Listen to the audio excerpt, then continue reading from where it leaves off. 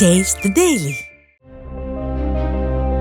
திருவள்ளூர் மாவட்டம் கவரப்பேட்டையில் நடைபெற்ற ரயில் விபத்து தொடர்பான விசாரணைக்காக தனிப்படை போலீசார் ஒடிஷா விரைந்துள்ளனர். கடந்த அக்டோபர் மாதம் 11ஆம் தேதி இரவு பாக்மதி ரயில் சரக்கு ரயில் மீது மோதியதில் 19 பேர் காயமடைந்தனர். லூப் லைன் போல்ட் நட்டுகளை கழற்றி ரயிலை கவிழ்க்க சதி நடந்தது தெரியவந்தது. இதுகுறித்து ரயில்வே ஊழியர்கள் உட்பட 100க்கும் மேற்பட்டோரிடம் விசாரித்துள்ள போலீசார் அவர்கள் கொடுத்த தகவலின் அடிப்படையில் ஒடிஷா சென்றுள்ளதாக தகவல் வெளியாகியுள்ளது.